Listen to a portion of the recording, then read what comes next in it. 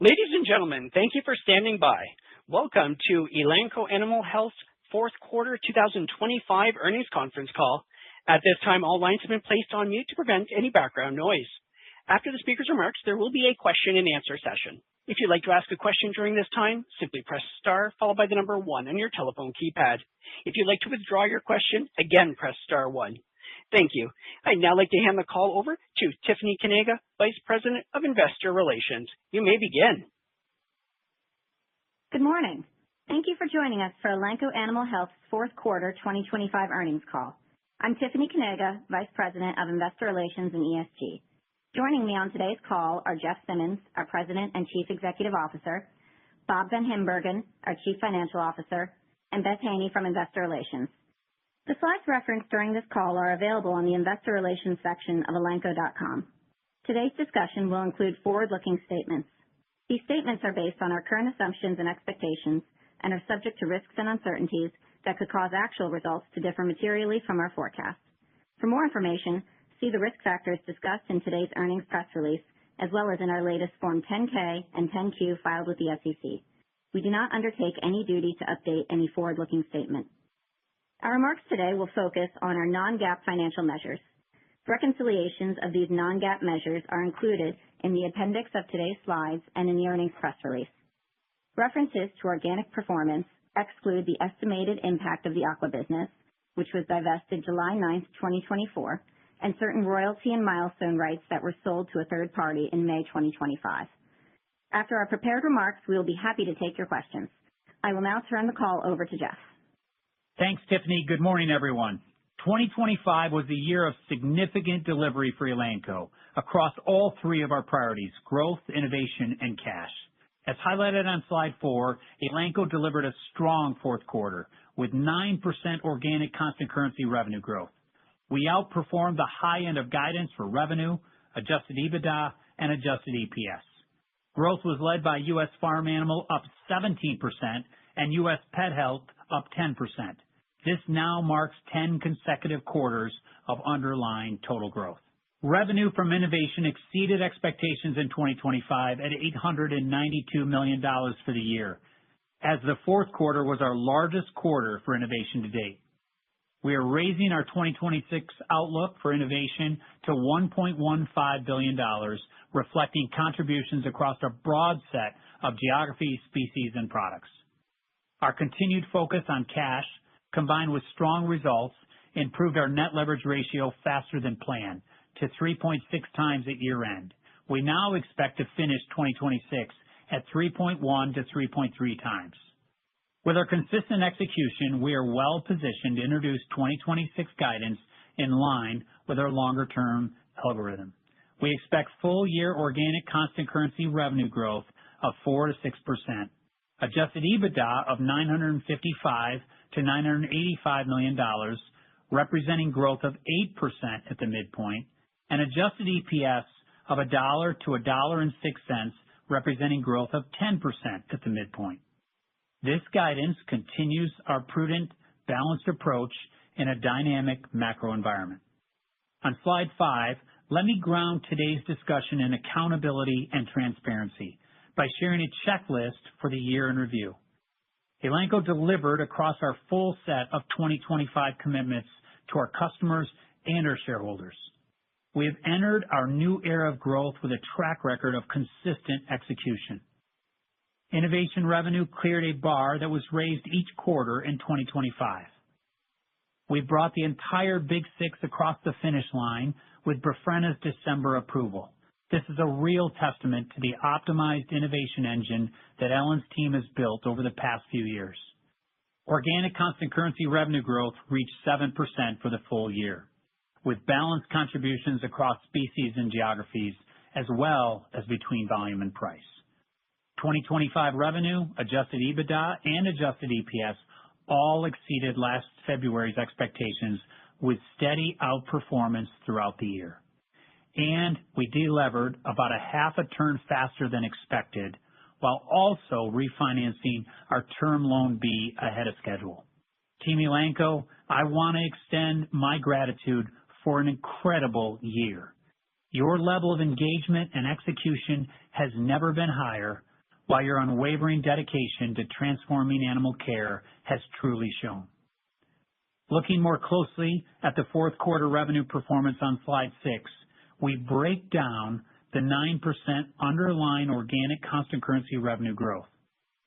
This chart demonstrates strength across our global business, with all 4 quadrants growing nicely.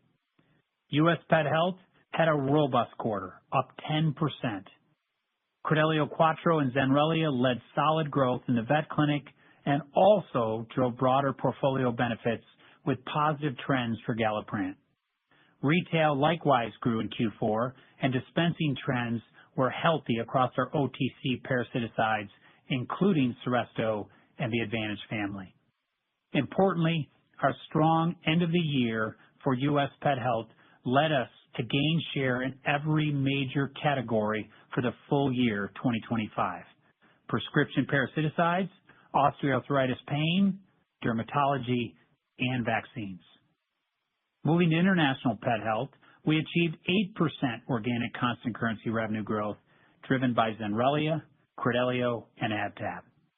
Zenrelia is exceeding expectations in the $700 million plus international market, with double-digit share in several key markets and strong early traction in Europe, the UK, and Australia. U.S. Farm Animal delivered an excellent quarter, up 17% on top of 6% last year, building on our market leadership.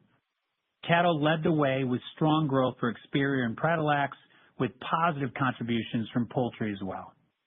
And finally, International Farm Animal was up 4% in organic constant currency, with growth coming from ruminants, swine, and poultry.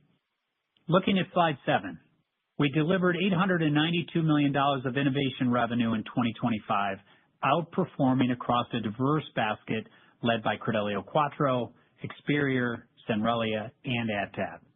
We are now committing to at least another $250 million of growth in 2026 to $1.15 billion. This target is led by our Big Six gaining traction in the global marketplace with our no-regrets launch approach. We are driving sustainable growth as we expect the Big Six to double in revenue from 2025 to 2028 on top of a stabilizing base. And we've refilled the pipeline to deliver a consistent flow of high-impact innovation. Let's further discuss the progress of our Big Six major innovation products on slide 8, starting with Credelio Quattro. This groundbreaking parasiticide, the first FDA-approved product with 4 active ingredients, is the fastest blockbuster in our history, and we believe has the potential to become our biggest product class ever. We see Quattro as best medicine, with its 4 dimensions of differentiation, fueling a growth trajectory more like a first-to-market product. In the fourth quarter, Quattro continued to gain dollar share of U.S. broad-spectrum sales and was the only one to gain share in the quarter in vet clinics, demonstrating continued strong momentum almost a year after its launch. Credelio Quattro enters 2026 with the most momentum in the $1.4 billion U.S. broad-spectrum parasiticide market. We have significant runway ahead, with approximately 1/3 of clinics penetrated today and plenty of room to grow share within those clinics. A good leading indicator is Kinetics Puppy Index, where Quattro ranked highest in Q4 versus other broad-spectrum endectos and grew versus Q3. Quattro is gaining share and also expanding what is the fastest-growing animal health market today, the U.S. broad-spectrum endecto market, up 30% year over year. We expect Quattro to lead that growth through its profitability for the clinic and its differentiated offering for the pet owner, aided by our DTC investments, expanded sales teams, and distribution partners. Importantly, Quattro has boosted our broader Elanco portfolio in clinics. Its momentum and portfolio benefits drove Elanco to be the only major animal health player to see share gains for the total parasiticide prescription portfolio in U.S. vet clinics in 2025.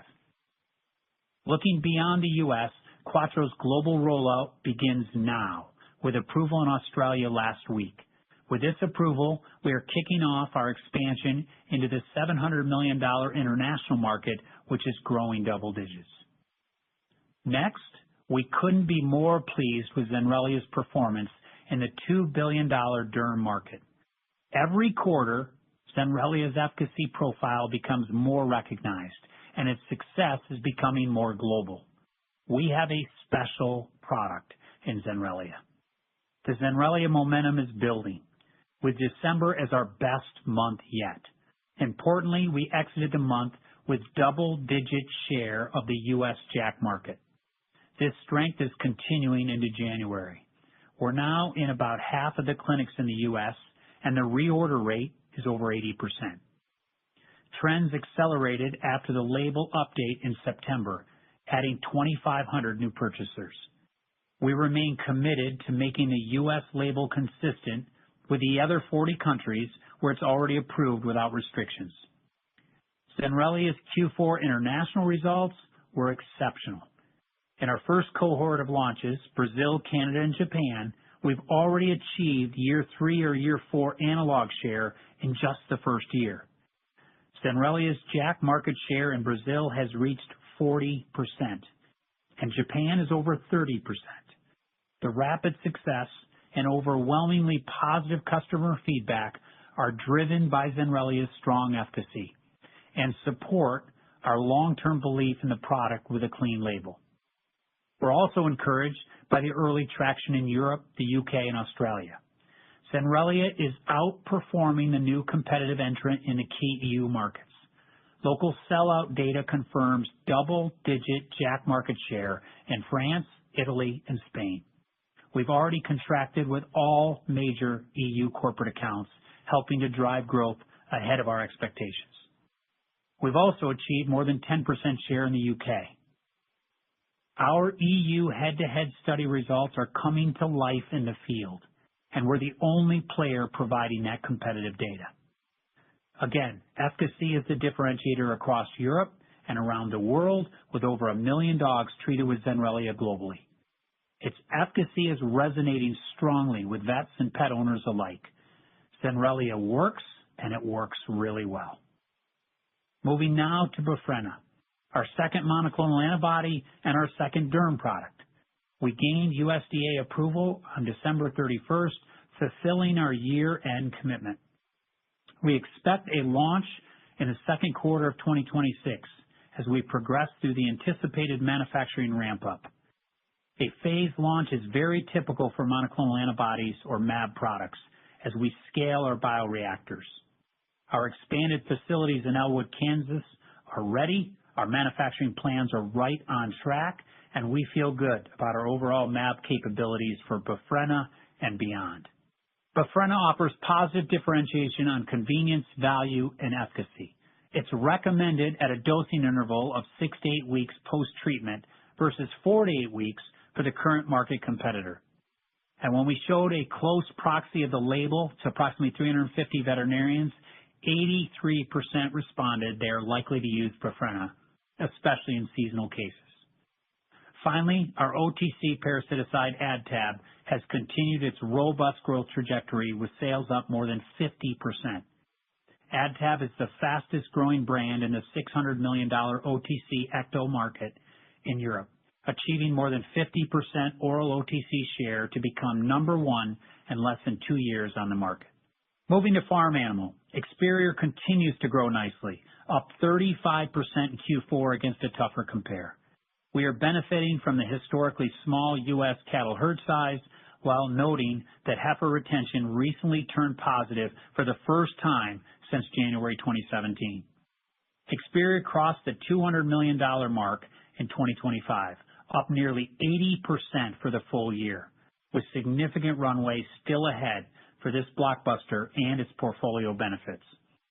We see strong opportunity in an estimated potential market of over $350 million in the U.S. and Canada through extending the days of use, continued adoption, and price, with geo-expansion as another longer-term growth driver. Lastly, regarding Bovaer, we continue to see demand from CPG companies that supports sustained interest and consistent cow numbers. with farmer retention remaining over 90%. We will continue to invest in Bovaer to achieve its expected potential by enhancing the product's strategic optionality and demonstrating an increased value proposition for farmers and CPG companies. Long term, we continue to view Bovaer as a blockbuster, with near-term growth at a measured pace in a dynamic market backdrop. Moving to slide 9, we offer some recent highlights across the three parts of our IPP strategy: innovation, portfolio, and productivity. Ellen and her team have built a science-based engine and organizational capability to maximize throughput. With the Big Six now each approved in the U.S. without attrition, we are focused on the next wave, with 5 to 6 blockbuster potential approvals expected through 2031. Elanco's R&D engine is humming, with depth and expertise and a laser focus on the next milestones, all with a vision of creating a consistent flow of high-impact innovation.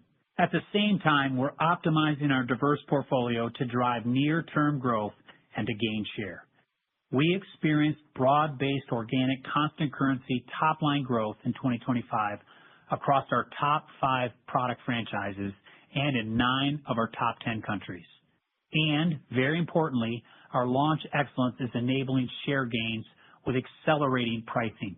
As Bob will detail, we achieved 2% price growth in 2025, in line with our expectations, and we anticipate acceleration in 2026, including our largest increase in 5 years to U.S. vet clinics. Our pricing strategy reflects our latest innovation and the value of our total portfolio to customers. We've also signed an agreement to acquire AHV International, a Dutch-based farm animal health innovator focused on a portfolio of products for cattle that improves animal health and optimizes efficiency while reducing the need for antibiotics. The deal accelerates Elanco's efforts to expand our leadership in the dairy industry, particularly in North America and Europe, growing both our share of voice and enhancing our portfolio with exciting solutions that supports transition cow health, one of the greatest needs in the dairy industry. We're excited about the potential of this opportunity to bring needed solutions to producers and one of the fastest growing proteins, and we believe one of the greatest market opportunities in animal health. At the same time, we continue to rapidly pay down debt and strengthen our balance sheet. We improved our net leverage ratio by 2 turns in just 2 years, with the under 3 times landmark expected in 2027. And, as Bob will also describe momentarily, our company-wide productivity initiative, Elanco Ascend, is off to a good start to drive meaningful efficiencies and margin enhancement starting in 2026. With that, I'll pass it to Bob to review our fourth quarter results and financial guidance. Thank you, Jeff, and good morning, everyone. I will focus my comments on our adjusted measures, so please refer to today's earnings press release for a detailed description of the year-over-year changes in our reported results. Starting on slide 11, we delivered $1.14 billion of revenue in the fourth quarter, representing an increase of 12% on a reported basis. Organic constant currency growth was 9%, primarily driven by an increase in volume with price contributing. Slide 12 provides revenue by the 4 quadrants of our business. Globally, pet health revenue grew 9% in constant currency during the fourth quarter. U.S. performance delivered 10% growth, driven by demand for our key innovation products, Credelio Quattro and Zenrelia. Outside the U.S., the pet health business grew 8% in constant currency, led by Zenrelia. On a global basis, our farm animal business achieved 10% organic constant currency growth. The U.S. farm animal business grew 17%, driven by the strength of Experior, Pradalex, and poultry vaccines. Outside the U.S., our farm animal business contributed 4% in organic constant currency, driven by broad geographic and species growth led by ruminants in Europe and Latin America, poultry in Europe and the U.S., and swine in the APAC region. Continuing down the income statement on slide 13, adjusted gross margin increased 30 basis points to 51.2%, primarily driven by price, increased sales volumes, and mixed benefits, partially offset by the flow-through of higher inventory costs. Year-over-year expansion was also impacted by the outperformance of our U.S. farm animal business, which carries lower gross margins, but more comparable EBITDA margins to the pet health business. Our operating expenses grew by 10% in constant currency. This planned increase supports our strategic investment in our global pet health product launches and our R&D pipeline development. As expected, interest expense totaled $47 million in the quarter, a 2% increase compared to the same period last year. As a reminder, we had the expiration of a favorable interest rate swap amortization benefit in the third quarter of 2025, which originated from a 2022 interest rate swap restructuring. On slide 14, we include a bridge for fourth quarter results compared to the prior year. Adjusted EBITDA was $189 million, an increase of $12 million, or 7%. Adjusted EPS was 13 cents in the quarter, a 7% decrease year over year, driven by an anticipated higher tax rate, primarily due to timing of one-time benefits. On slide 15, we provide the full-year income statement highlights. We generated $4.715 billion in reported revenue, representing 6% growth. Revenue breakdowns by key affiliates and products are available on slides 29 and 30. Continuing down the P&L, full-year adjusted gross margin of 54.9% was flat compared to 2024. The favorable impacts from price, increased sales volumes, and mixed benefits were offset by inflationary pressures and higher manufacturing costs. These factors, combined with an increased investment in our strategic growth initiatives, result in an adjusted EBITDA of $901 million for the full year, as shown on slide 16. Full-year adjusted EPS came in at 94 cents compared to 91 cents in 2024. The effective tax rate for 2025 was 21.8%, a year-over-year increase of 370 basis points, primarily due to the recognition of non-recurring tax credits in 2024. On slide 17, we provide an update on our balance sheet. Cash generated from operations was $108 million in the quarter, compared to $177 million in the prior year. The year-over-year reduction reflects expected cash tax payments related to the 2024 aqua divestiture, partially offset by continued momentum and working capital improvement. We ended the quarter with net debt of approximately $3.2 billion and a net leverage ratio of 3.6 times. Looking ahead, we remain disciplined in our capital allocation strategy, prioritizing debt paydown alongside making high-value strategic investments like AHV. The acquisition is not factored into our guidance. Given its size and additive bolt-on nature and expected second quarter close, we anticipate AHV to provide a modest contribution to revenue and adjusted EBITDA in 2026, with greater benefit in 2027, and it will not impact our deleveraging timeline. We expect to reduce leverage to 3.1 to 3.3 times in 2026, regardless of AHV, and a long-term target range of 2 to 2.5 times, with a path to sub-3 times leverage in 2027, as previously stated in our December Investor Day. Now let's move to our guidance starting on slide 19. Our 2026 full-year outlook is consistent with the framework provided at Investor Day. We expect organic constant currency growth of 4 to 6%, which translates to revenue between $4.95 and $5.02 billion. This guidance incorporates an accelerating contribution from price versus 2025, reflecting the enhanced value that our latest innovation and our comprehensive portfolio bring to our customers. For adjusted EBITDA, we are forecasting $955 to $985 million, which represents 8% growth at the midpoint. We expect Elanco Ascend to enable adjusted EBITDA margin expansion, while at the same time, we will continue our strategic investment in the global launches of our innovation portfolio and advancement of our R&D pipeline. Gross margin is expected to be up approximately 40 basis points and OpEx up 7%. Finally, adjusted EPS is expected at $1 to $1.06, or up 10% at the midpoint. Slide 31 in the appendix provides a number of additional assumptions to help support your modeling efforts. Our first quarter guidance, presented on slide 20, includes organic constant currency revenue growth of 4 to 6%, led by our farm animal business, and good growth anticipated in pet health, which translates to $1.28 billion to $1.305 billion in revenue. Adjusted gross margin is expected to decline year over year with the timing of inflation and the flow-through of higher inventory costs, particularly in the first half of the year. We are continuing to invest in our launches, with OpEx up 7% or 4% in constant currency. Adding it all up, we anticipate adjusted EBITDA of $290 million to $310 million, representing 9% growth at the midpoint, and adjusted EPS of 33 to 36 cents. Turning to slide 21, we summarize the 2026 headwinds and tailwinds integrated into our guidance. Our outlook anticipates sustainable competitive revenue growth as our innovation portfolio scales globally on top of a stabilizing base. This innovation, combined with strategic pricing, helps to insulate us from broader macro pressures. In pet health, we expect to gain incremental share by leveraging our comprehensive portfolio and OTC retail leadership. We are now shipping product to 3 major new retailers. We also acknowledge that these tailwinds are balanced against competitive pressures, including generics within the market. On the farm animal side, despite tough U.S. comparisons, we see a clear runway for growth driven by new cattle products, favorable producer economics, and accelerating animal protein consumption. We expect to further strengthen our leadership position in both ruminants and poultry. On the margin front, Elanco Ascend is our company-wide productivity program focused on general and administrative cost savings as well as manufacturing efficiencies. I am pleased with the progress we have achieved so far in 2026.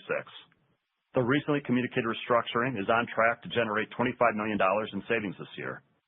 These savings are expected to directly contribute to our profitability, reflecting our commitment to operational efficiency and prudent cost management. Additionally, our teams are actively advancing key AI, operational, and procurement initiatives, which are expected to result in both P&L and cash flow benefits. Now, I'll hand it back to Jeff for closing comments. Thanks, Bob. Before we move to Q&A, I want to reiterate my deep confidence in Elanco's trajectory. We are not just a company delivering results with significant momentum, but we're also a dedicated team, building a durable long-term foundation for the future of animal health. On slide 22, you will see that this is more than a story about Elanco's compelling growth proposition. It's about the accelerating opportunity across the broader animal health industry and our ability to lead it.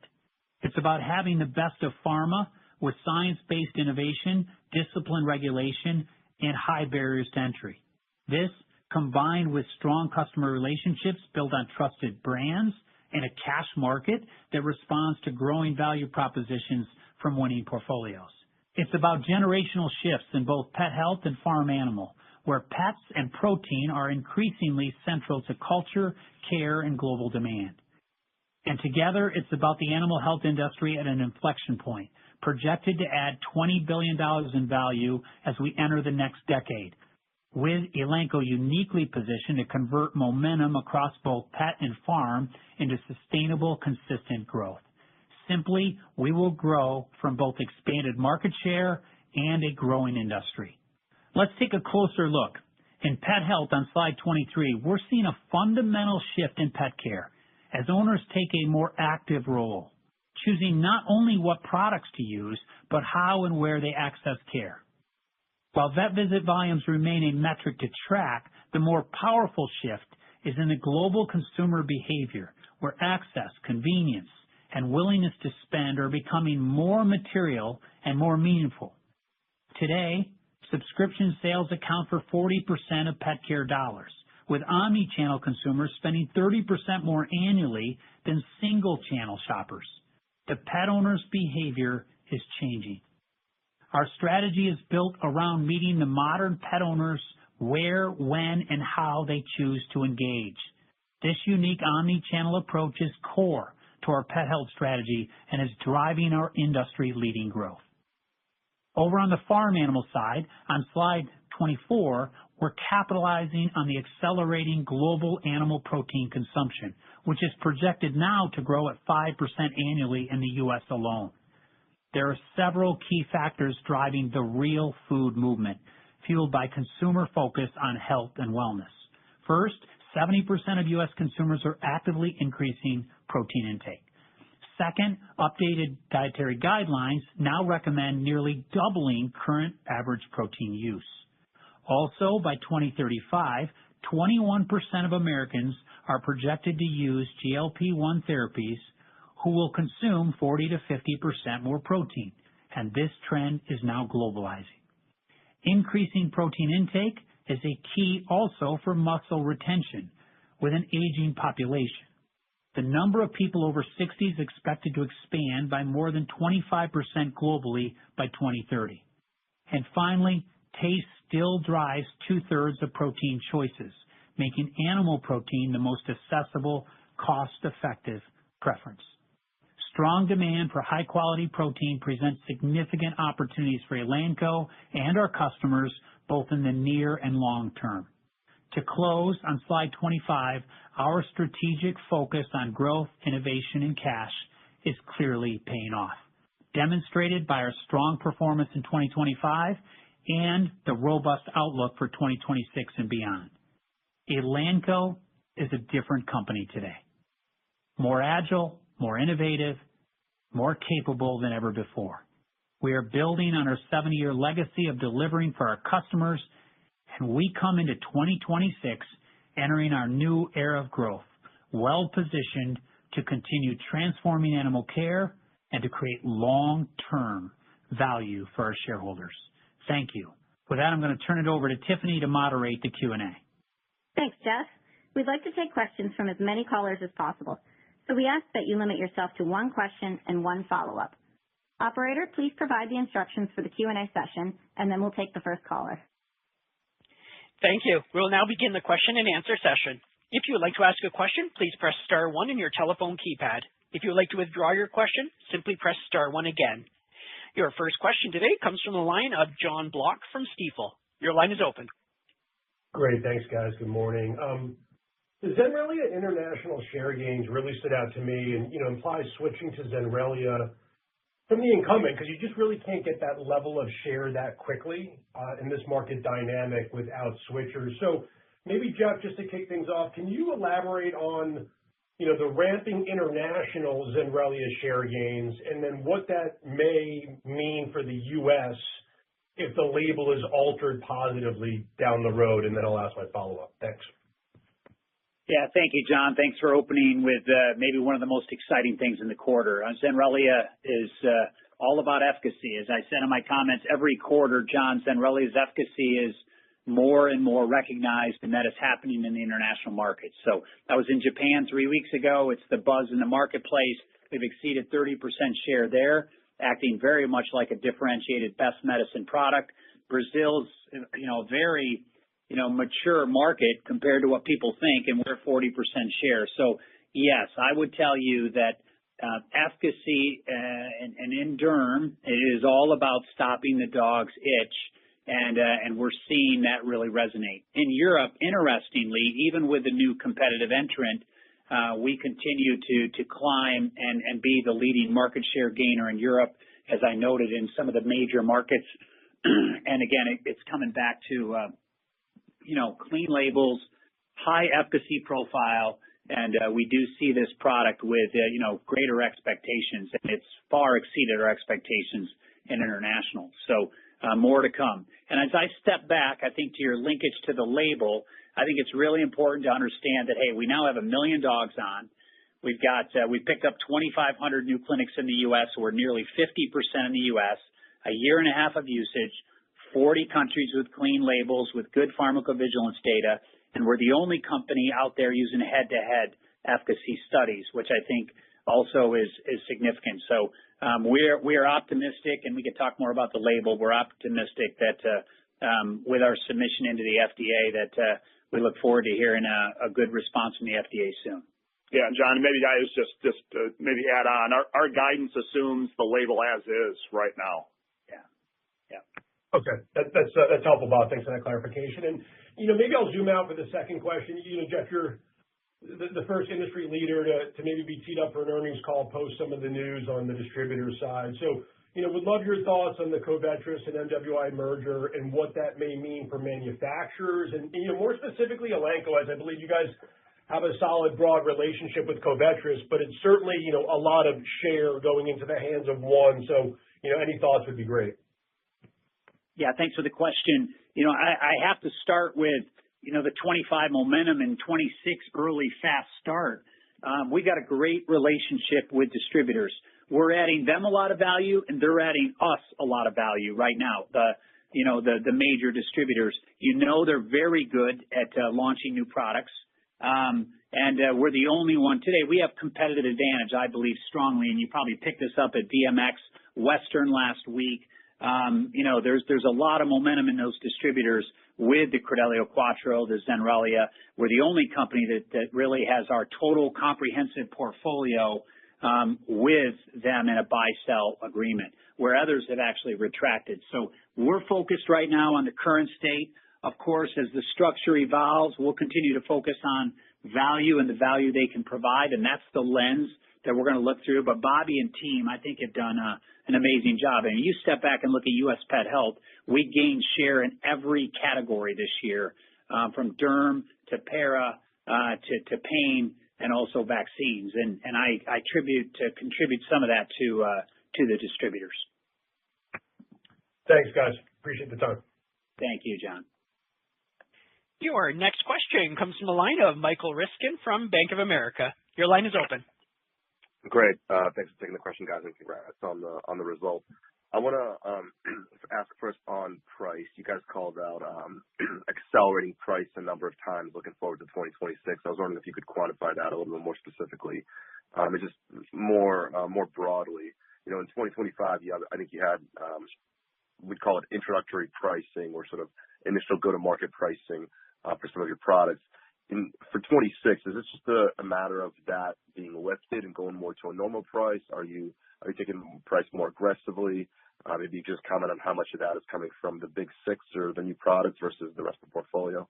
And I've got a follow-up. Thanks. Hey, sure, Michael. Good morning. Thanks for the question. So a couple points. One, I'll point you to Investor Day, right, where we did highlight we expect mid-single-digit growth, which does include price. As we think about 2026, we do expect price to accelerate from where we were in 2025. 2025, as a reminder, was at that 2%. And really, that's reflecting the enhanced value that we're bringing with innovation and our comprehensive portfolio that we're bringing to customers. Jeff highlighted in his prepared remarks that, in our U.S. Pet Health business here in the U.S., we took the highest price increase to vets in the last 5 years. All right? So we'll continue to price based on the value we're bringing to customers. I mean, the last thing I would highlight is you think about pricing in 2025, we had a lot of launches, and those launches were not a contributor to price. We'll start lapping those in 2026, and so the Zenrelias and Quattros will have a pricing component in it in this 2026 year compared to 2025. So I would walk away with expecting price to accelerate from where we were in the last 12 months. Okay, thanks. And you had some really interesting comments when you were talking about Quattro in terms of not just the strong result you've seen with that product itself, but sort of the uplift to the rest of the portfolio, the ability to use that to gain share for other products as you bring a more complete portfolio to your customers. Just wondering how you think about that continuing in 26 as Zenrelia ramps, as you got Befrena coming on, maybe kind of tying that back to John Block's earlier question on distributors. Is it enabling you to become a better competitor as you go in for the big contract renewals, either with distributors or individual vet clinics? And just talk about that broader uplift you're getting from those. Thanks. Yeah, thank you, Michael. Great question. Yeah, Quattro had a great quarter. Definitely acting like best medicine, only major animal health company gaining U.S. RX para share, which I think is a real representation, and our share continues to climb as we not only come through the fourth quarter, but even here in the beginning of the year, and we're still seeing more than 75% being new starts. But, I would point to a couple things, specific number. We've got, if you think about, we're near at a third of the clinics, so, 10,000 plus clinics. We got 2,600 that have actually, by purchasing Quattro, are now adding on additional products. So we're seeing that additive portfolio effect, I think, is definitely obvious. And we're seeing that vet confidence with the puppy index, as I mentioned, as it's climbing. It's the highest of all the major products, and it grew from Q3, and we're in the number one position on that puppy index. So we see that. I would also point to corporates. As I mentioned, it's on the slide, but I didn't get into it in my commentary, that we actually saw corporates really move in on this portfolio effect. So 90% of our corporates, which grew significantly in number, all of them grew. Only 13% grew in 2024. And the European team has done a masterful job. We've got all the corporates on the Zenrelia product as well. So we're seeing it with portfolio. We're seeing it with corporates. We're seeing the confidence from the corporates, even in the puppy index. So yes, we do expect this to be beneficial. And then when we come with two derm products, right now, then we can say not only do we have as equal of a portfolio, we've got best medicine. We got best medicine with Zenrelia, Quattro, and we believe Befrena's got, again, differentiation. So I think you're on to a very important point. All right. Thanks. Appreciate that. Your next question comes from the line of Erin Wright from Morgan Stanley. Your line is open. Great, thanks. So can you speak to any stocking, destocking dynamics in the quarter or as we head into some of the seasonal purchasing from some of the distributors that typically happens in the first quarter? And one of your competitors, a very significant player in parasiticides historically, is further de-emphasizing, I think you alluded to this earlier, further de-emphasizing distribution in 2026. I guess how much does that help your positioning in parasiticides, especially just continuing the conversion to combination parasiticides? Thanks. Thanks, Aaron. Yeah, and I know you've been engaged in some of the major industry shows. I'll just take the second question first, and that is that, we see our relationship as good as it's ever been with distribution. They're adding a lot of value, and all the way down to the field force. They're working very much in collaboration with the largest sales force we've ever had in U.S. pet health ourselves. So our share of voice has never been stronger in Elanco with our team and with distribution as well, and then the investment we're making in the media. Look, on stocking, it's real clear to us, no change. We've got distributors ordering multiple times per quarter. There's a strong dispensing, and you can see it, dispensing demand coming out of the clinics, multiple orders going in. We don't see stocking having really any effect at all as we head into this spring. And then can you give us an update specifically on the timeline for the label update for Zenrelia in the U.S.? I think before, maybe at VMX, you mentioned 5-6 months from now we should hear an update on that front. Is that still the case? And then just where are you matching up? And I think you also alluded to this earlier, but where are you matching up to the existing competitor versus the new entrant in Europe specifically? So we don't have head-to-head data for new Melvi, but where are you seeing the vets actually use the different JAKs in Europe? Thanks. Yeah, thank you. Look, first of all, on the label, I just want to say, we are in a constructive dialogue with the FDA. They've made one adjustment to the labels. We mentioned we picked up 2,500 new users since then.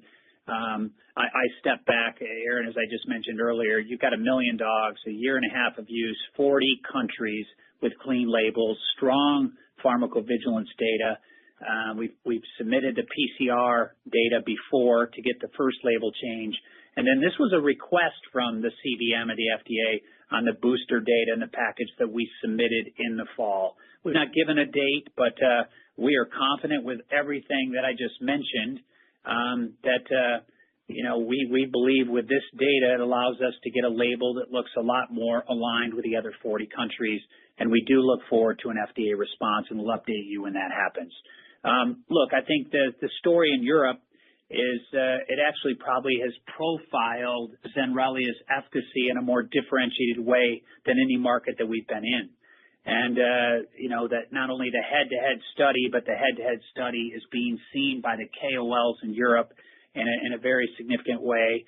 We're off to a much faster start than the other market entrant, and double-digit in the first, months is something that does not look like an analog of a second or third to market product. So where is it being used? I mean, it's being used in first line in a lot of these big countries, like I mentioned, like France and Italy and Spain, and off to a good start. And look, it's a small world too. There's a lot of buzz from the Canada, Japan, and Brazil markets as well. So more to come. We're coming into derm season as we get into that spring and summer, and that sets up well for Zenrelia. Your next question comes from the line of Brandon Vazquez from William Blair. Your line is open.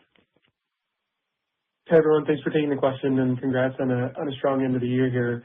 I wanted to start first on the guidance, maybe just push a little bit, just to understand if there's conservatism baked in here, if there's something we're missing, because if I think of a price of 2 points in 25 and a volume of 5 points, that gets you 7% growth in 25. We're talking about meaningfully more price coming through in 2026, and I don't think there's any reason that volume should meaningfully decelerate. So that algorithm already puts you above your initial 2026 guidance, the high end of that range. So again, like the question is, one, are we simply baking in some conservatism here? I want to make sure that we're not missing any big moving pieces that would meaningfully change that algorithm in the 26 guide. Yeah. So thanks for the question, Brandon. Good morning. Hey, so listen, we feel great about the momentum that we've seen exiting 2025, and listen, our guidance is right in line with the framework we gave at Investor Day. So mid-single digit top line growth, high single digit EBITDA growth, and low double digit EPS growth. And again, we're going to be focusing on deleveraging and getting to that low threes by the end of the year. But listen, we feel great about the basket of innovation. We feel great about Elanco Ascend coming in. But listen, we're also in an environment where we see higher than normal inflation. We're being responsive and cognizant of competitive response. And as we mentioned in Investor Day, we're going to take a wide range of potential headwinds and tailwinds and be transparent on that. But listen, we feel good about the 2026 guide we gave, as also the long-term algorithm we gave as well. And then the last thing I would maybe just highlight when you're looking at just growth trends, keep in mind we are lapping some significant growth within that basket of innovation. Our basket of innovation grew $400 million in 2025, and we're growing that $250 million here with the recent uplift, additional $50 million that Jeff highlighted. Okay. Great. And then one maybe follow-up is a little bit of a bigger picture question on the commercial side. I think in the past we've talked about trying to more meaningfully get into the corporate accounts. You need a broader portfolio of innovation. You've certainly had a lot of good products coming out. You have more coming. Where are you guys today in terms of maybe what inning are you in getting into those big corporate accounts to draw some of that big volume? If there are any kind of like portfolio gaps left that you need, I think in the past we've maybe talked about vaccines as being one of those areas. What is left that you may need to do for the corporates, and what's timelines to start moving that forward a little more? Thanks, guys. Yeah, thank you, Brandon. So yeah, a great finish of the year, our best corporate year in, I know, more than 5 years. We've got a dedicated team. We brought in some additional expertise from industry competitors, and it has been a very big focus point for Bobby and the team and Chris, and so a real credit to them. Probably some of the best metrics as we look at lead indicators. So we're seeing growth. We're in most all the clinics here in the U.S. Befrena will be a big addition because you start to now say, hey, we've got everything that everyone else has, and we believe they're differentiated. When you look at a Befrena having efficacy, value, and convenience differentiation, it's lasted a minimum of 6 weeks. All of that's going to resonate really well. But I think our offers and our portfolio show that, and again, we see that in the results. Europe has been tremendous. I mean, I'm really surprised by how quickly we got Zenrelia into all the corporates already. So that's been beneficial. But yeah, if I had to point to what's next, I think the international pet vaccines will be important. That's going to take some time. We know that vaccines are continued to be a focus point for us. But as a whole, look for corporates in pet to be a really nice growth driver for us in 2026. And it really comes from the teams working really hard on building, best in industry teams. Your next question comes from the line of Daniel Clark from Leerink Partners. Your line is open. Great. Thanks so much. Good morning, everyone. Just wanted to, I guess, first start with Quattro. The further gains via the kinetic index that you saw in the quarter, was that sort of in line with your expectations from a couple of months ago, or was that incremental upside? Well, I think it's, as we said, to see the jump we had in third quarter and then exceed it again in the fourth quarter, and being a leader in the puppy index, I always have looked with my many years in this industry, the puppy index is definitely where people are leaning in and saying, hey, this is the opportunity, and if I'm going to put you on a product, I'd like you to start on, the best that's available today. And I think that's a real statement about Quattro. 4 active ingredients, 4 dimensions of differentiation. We've added palatability, which has really come out as we think that the 4th now dimension of differentiation. As I mentioned in my trends earlier, Daniel, I think the comment around 70% of new puppies are in international markets, getting the Australia approval last week and starting the global approvals of Quattro will also be advantageous. So, yeah, good trends and a nice opportunity here with Quattro. And, hey, this space grew 30% last year. Great. Thanks. Just a follow-up. Wanted to ask, on your no regrets policy and sort of leaning into launches that are going well. I mean, I think it's safe to say a lot of your launches are sort of going well at this point. So as we think about the ongoing duration of investing against those, how should we think about that kind of going forward here? Should we think continued launch support throughout 2026 and into 27 to keep this momentum up, or like what are the different puts and takes you're thinking about on that front? Thank you. Yeah, Daniel. Hey, so I would consider us applying the same no regrets approach in 2026 that we had in 2025, and that's not only Befrena but also the launches we had in 25, right? And we're using data to determine, hey, are we getting the ROI on those investments? And so you do see OpEx. We did guide 7% OpEx growth in 26, and that's particularly associated with the no regrets approach to launches, as well as funding R&D for the longer term benefit of the company. But again, Elanco Ascend is extremely important, right? This is where Elanco Ascend's coming in and ensuring that we are operationally excellent across our entire P&L that allows us to get to that high single-digit EBITDA commitment we've made, while also funding R&D as well as the no regrets approach that we're taking with our products. Your next question comes from a line of Umer Raffat from Evercore ISI. Your line is open.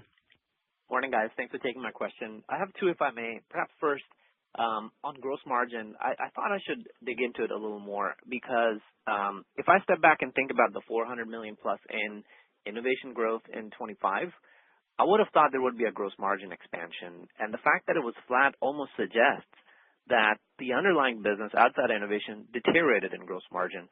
How do you think about that, especially because your guidance for 26 assumes about flattish on gross margin, best I can tell, even though the top line is akin to your first half 25 annualized, and we know first half 25 was almost 200 plus bits higher on gross margin. Yeah, Uber, hey, thanks for the question. So as we think about just Q4, and I'll pivot into 2026 as well, so in Q4 we did see 30 basis points of improvement in margins, and that was driven from price as well as sales volumes and mixed benefits. But that's partially offset by inflationary pressures that we're seeing, as well as the flow through of higher cost of inventory that we've built up throughout the year. And so you'll see that we saw some of that come out in Q4, and you'll see that come out in the first half of 2026. So as I look at 2026, first off, we're going to make the right decisions for the long-term success of the business, but we do expect gross margin expansion of 40 basis points year over year. Price is going to be a component of that, and again, we expect that price to accelerate from 2025. The basket of innovation, as you've highlighted, we do expect that to grow $250 million. That does carry higher margins than our corporate average. And then Elanco Ascend, we're seeing good benefits coming through just the progress that the global team's making on that. Now, one or two things I would look at is one, we do have inflation that's above historical levels, and two, as I mentioned, we have this higher cost inventory flushing through in the first half of the year, and so you'll see our margins enhancing and accelerating throughout 2026. So the second half will be stronger than the first half. But long term, we feel confident in improving margins with the basket of innovation, the volume leverage, and then again, Elanco Ascend and proactively enhancing margins over the next 3 to 5 years.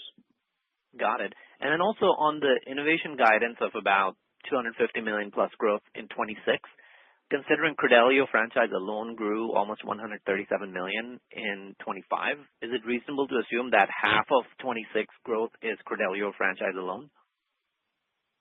I think you're definitely seeing that was a major contributor, and I know some of the way you're thinking about Credelio Quattro, I would build on Umer and say, we definitely are seeing that kind of a trajectory. We're not going to get into guiding by product, but no question, Quattro ends 25 with more momentum than we expected. international Zenrelia, and if we get this label change, there's a lot of opportunity here with Zenrelia. And Befrena comes in differentiated. So all of that, I think we step back and say, hey, there's opportunity. I also think the competitive front has changed some. I don't think the long-acting injectable parasiticides are maybe what were anticipated a year ago. I think that's actually contributing to the bigger growth in the broad-spectrum endecto market, Umer. So I think the competitive set's different, and that's an advantage as well. So we like it. We are lapping 400 that we mentioned, but we do see really what's different about the Elanco story is we got a basket of best medicine in major markets that are growing double digit. Thank you very much. Your next question comes from the line of Navann Ty from BNP Paribas. Your line is open. Hi, thanks for taking my question. Maybe first, if you could discuss your assumptions behind a stabilizing base business in 2026. And my second question is on the livestock business that also drove the Q4 beat. Can you discuss your outlook by species, and in particular, how long do you expect favorable cattle producer economics to last? Thank you.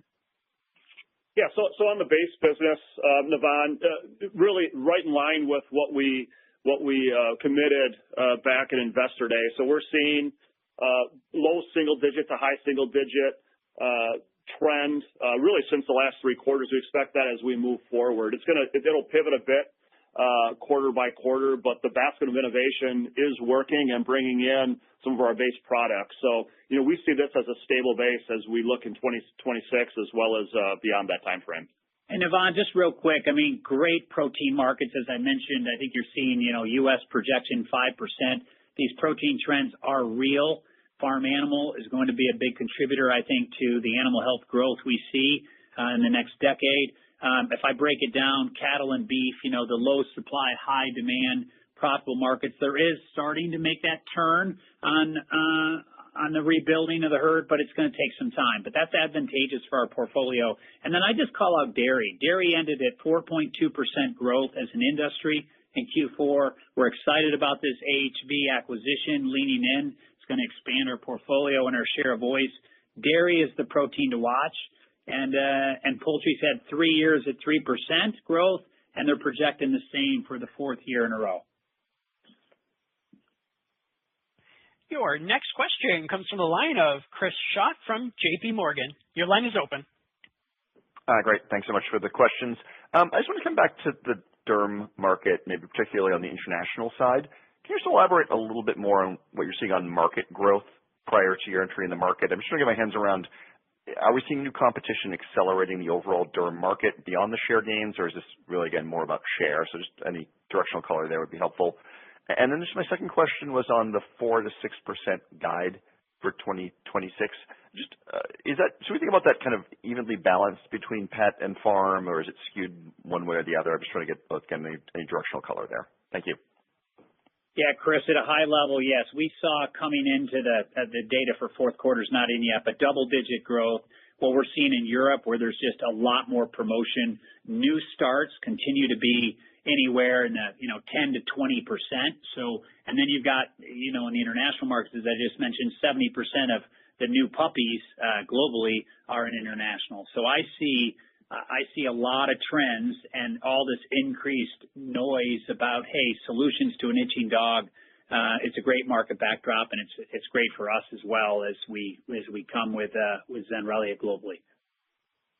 Yeah, and then on your second one, Chris, generally speaking, I would assume it's balanced across the 4 quarters and generally balanced across pet and farm throughout 2026. And again, as Investor Day, we highlighted that farm business is generally mid-single digit growth, and then the pet's probably a mid-single digit plus.